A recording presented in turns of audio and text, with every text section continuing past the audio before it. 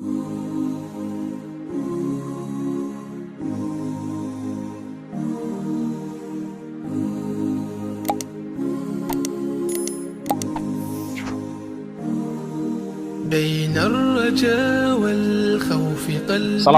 warahmatullahi wabarakatuh. Waalaikumsalam warahmatullahi wabarakatuh. Alhamdulillah, wassalatu wassalamu ala rasulillah wa ala alihi wa sahbihi wa wala amma ba'du. Pemirsa yang dirahmati Allah Subhanahu wa taala, berjumpa kembali di channel Ruqyah Baitul Quran ini. Dan kali ini saya sedang berada di Komplek Rehabilitasi Jiwa dan Narkoba Wisma Ataraxis. Saya tidak sendirian, saya didamping oleh Bro Triswantoro. Assalamualaikum. Waalaikumsalam, Tat. Ya, Masya Allah. Jadi perlu kita ketahui, beliau ini adalah konselor di sini, ya, atau perawat yang merawat, ya, saudara-saudara kita yang ada keluhan narkoba dan gangguan jiwa. Dan sementara saya alhamdulillah diberikan amanah di sini juga untuk di bidang rohani, ya, atau spiritual, yang diantaranya adalah melakukan bimbingan ruqyah, bimbingan rohani, memperbaiki semangat, ya, hamasyah, mental mereka agar kembali bisa menemukan jati diri, insya Allah.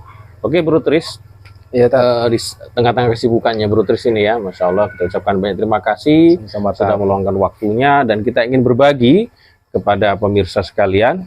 Dan sebelum kita lanjut, bagi yang belum subscribe, maka ayo klik tombol subscribe-nya. Insya Allah kami akan lebih semangat untuk berbagi ilmu, baik ruqyah ataupun ilmu di tempat ini, ya. Ya, benar. Dengan Bro Tris hari ini dan nanti dengan guru-guru yang lainnya insya Allah. Oke, Bro Tris, kita mulai, ya. Jadi kita berbicara dari awal, apa itu sih narkoba, agar pemirsa ini tahu. Silakan, apa itu narkoba? Narkoba itu singkatan dari narkotika dan obat berbahaya atau bahan berbahaya, Tat. Oke. Bisa dijelaskan bahan-bahan itu apa sih? Bahan-bahan narkoba, Tat. Bahan-bahan narkoba itu ya dari kimia, Tat. Ada yang baik sintetis, dari alami maupun dari semi sintetis. Kalau ganja itu termasuk? Ganja itu termasuk alami, ya, bahan alami. Dan itu jelas dilarang, ya? Jelas, Tat. Oke, selanjutnya bahaya jika orang memakai hal tersebut, ya. Tolong dijelaskan. Tentunya sangat berbahaya, Tat. Narkoba itu salah satunya yang menyebabkan orang dengan gangguan jiwa, yaitu narkoba. Jadi orang memakai narkoba itu berdampak sangat serius di bidang psikiatrinya, yaitu gangguan jiwa. Beda zaman dulu, Tat. Kalau zaman dulu itu ada namanya putau. Putau itu bisa mengakibat orang HIV, sakau, meninggal. Kalau sekarang narkobanya dia bikin orang lebih soft, bikin orang gila, Tat. Jadi narkoba saat ini lebih soft, bikin orang gila, Tat. Ya, sebenarnya sih bahayanya sudah tahu lah, udah orangnya. tahu pasti, Tat. Di TV kan sering kita lihat, ya. Karena dia mungkin memeras, ya, sesuatu yang tidak sewajarnya, tidak mudah ngantuk, ya. Jadi dia bisa lebih semangat. Cuman kan efeknya berbahaya, Berbahaya, tadi, ya. sangat berbahaya, Tat. Ya, oke, Bro, terus mungkin dijelaskan tahapan biasanya orang memakai sampai kecanduan itu seperti apa biasanya? Biasanya tahapan pecandu itu, Tat, orang-orang apalagi dari dia belum tahu lah, ya, Tat, ya. Dari awal-awalnya itu orang pemakai itu dari coba-coba dulu, Tat. Coba-coba, terus lanjut ke buat kesenangan, Tat, rekreasional atau buat kesenangan. Selanjutnya buat situasional. Karena ada situasional yang mendesak dia untuk memakai, Tat.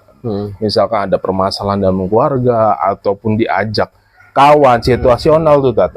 Yang keempat itu dia udah mulai kecanduan, Tat. Nah, jadi mulai kecanduan yang mengakibatkan dia itu mengalami gangguan psikiatri, hingga mengakibatkan dia gangguan jiwa. Udah ke tahapan ketergantungan itu dia nggak bisa lepas.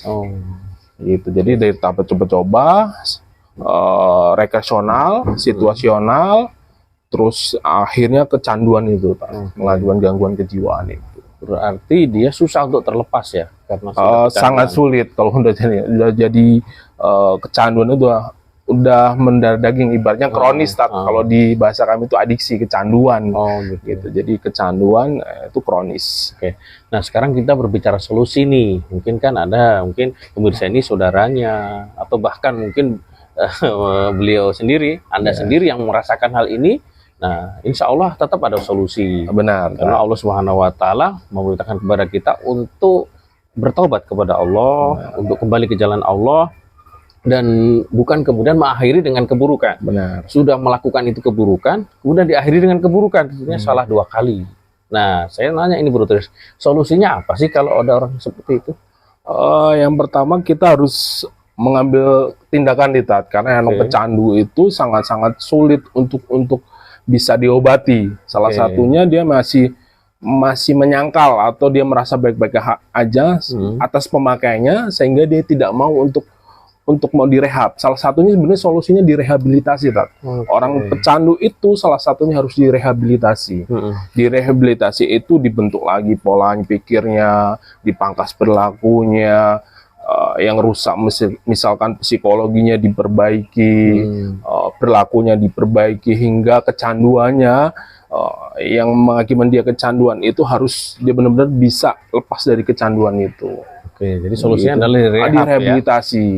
Ini misalnya nih dalam sebuah keluarga satu memakai, ayahnya atau siapa gitu salah satunya. Ini ada nggak kira-kira bisa menular kepada keluarga yang lain?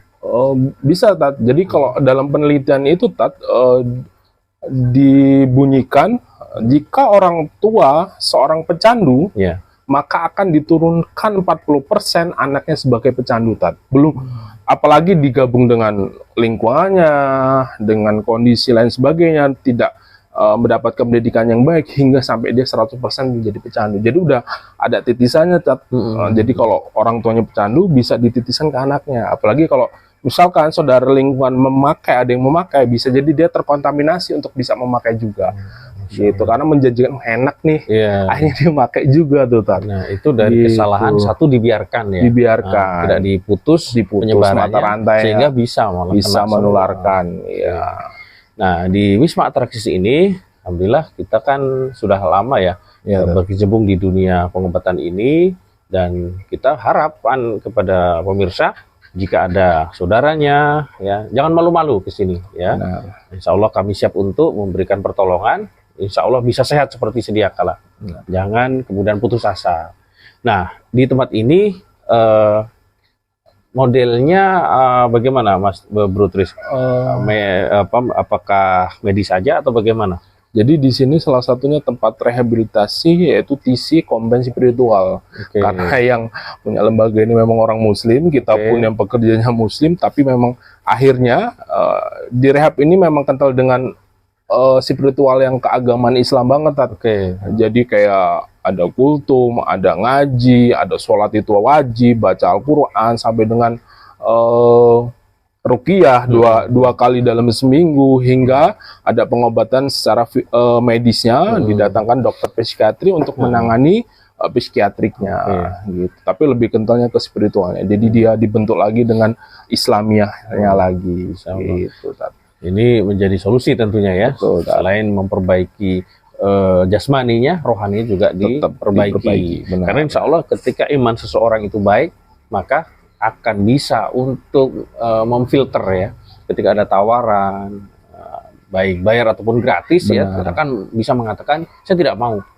Ini kan kadang tadi Bro Tris bilang karena ditawari gratis, oke lah gitu. Itu adalah jerat awal ya, sehingga susah untuk terlepas. Oke, Bro Tris kami ucapkan banyak terima kasih. Mudah-mudahan bincang-bincang kita pada hari ini bisa bermanfaat untuk pemirsa sekalian. Terima kasih atas segala perhatiannya. Assalamualaikum warahmatullahi wabarakatuh. Waalaikumsalam. Terima kasih. بيض جوانحي فوق السحاب يطير حرا مدركا نسمو كماله